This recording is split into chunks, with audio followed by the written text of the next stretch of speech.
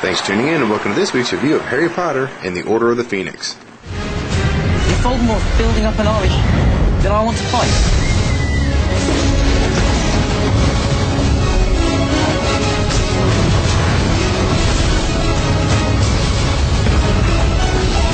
Look at me!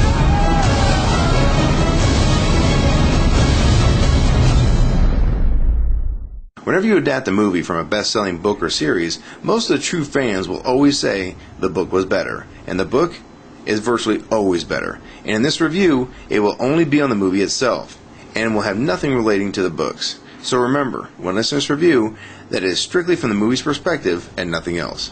Everyone knows that the Harry Potter franchise is one of the most lucrative in the business. The books have set sales records, and the movies have also done very well. The box office has been slipping every movie until The Goblet of Fire came out. The highest grossing movie is still the original film, Harry Potter and the Sorcerer's Stone, and that pulled over $317 million while in the theaters. And the second film fell over $50 million from the original, and the third edition also fell over $10 million from there. And then The Goblet of Fire was able to jump up $40 million from the third installment. The franchise did change directors for the first time in making the fourth film.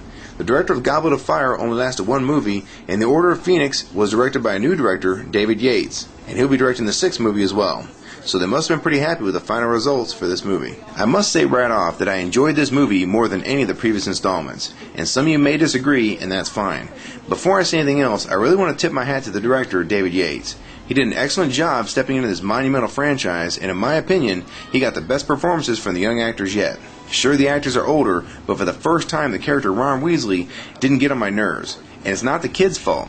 He's just doing what the director tells him. I just got so sick of his character always being the butt of all the jokes, and it was nice to see a director improve the young actor's performance in this movie. Maybe some of the storylines in the previous films were more entertaining, but I believe this film had the best performances from all the actors across the board. When it comes to casting for this series of movies that become the Harry Potter franchise, this is not a task anyone should envy. You need to cast actors that will not only look the part, but will also grow into the part.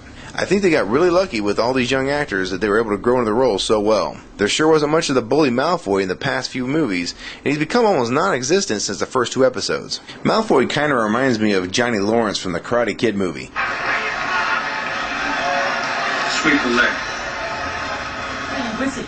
God, this place is gone for the dogs. Wait until my father hears that Dumbledore's got this oath teaching classes. Shut up, Malfoy.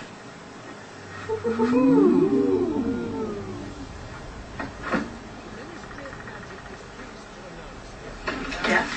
Oh, man.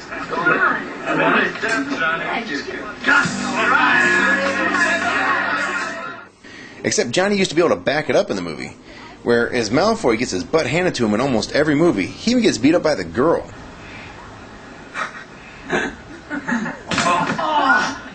Malfoy, you okay? Let's go! Quick! Nothing wrong with that, but still. He's just not the most threatening character I've ever seen in a movie. Now he's more like comic relief. I thought there'd be more of a rivalry between Harry Potter and Malfoy, but so far that's not happening. Maybe in the future. When it comes to the older cast members, you're really not going to do any better than Alan Rickman and Gary Oldman. They're incredible additions to the series, and I especially like the reveal of Alan Rickman's character in this film. This gave a lot more depth to his character, and I also must say that Michael Gambon has done an excellent job replacing the late Richard Harris. I was more a fan of Harris playing the part, but Gambon has done a good job of filling those big shoes. As far as characters go, you're definitely going to hate the teacher that comes to dominate Hogwarts. It's kind of like the Sunday school teacher from hell. It's kind of like Mary Poppins or Mr. Rogers meets the Exorcist. Probably the biggest strength of this series is the ability to use whatever special effects they desire. This is kind of like The Matrix. If you go with the concept of The Matrix or Harry Potter, anything is possible. And with the effects capabilities of today, the only limitation is the imagination of the writers and the effects artists. That's quite a deep pool to draw from. On a quick side note, don't take really young kids to see this movie. It will scare the crap out of them. This is a pretty dark film, and I can tell you this, if you have a really young child, they'll be making all sorts of noise. And it's nothing really horrible, but for those of a fairly young age, it's going to be kind of overwhelming for a child of under 3 years old. There were many moms walking in and out trying to get the tiny ones to keep quiet. I even had to move seats because I had babies crying in full stereo for about a minute.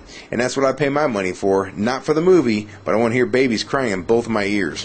One other thing that I really liked in this movie was that some of it was filmed in the snow.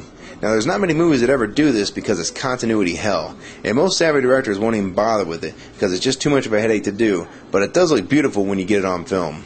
This episode is one of the darker ones in the series. The Goblet of Fire was also on the darker end of the spectrum, and I'm glad this film is not happy mealing it like Episode 1 or the Fantastic Four. This film has some genuinely dark content, and it makes you feel like the good versus evil is at least balanced, or if not in favor of the evil characters. I won't say much about the ending other than that it delivers pretty well.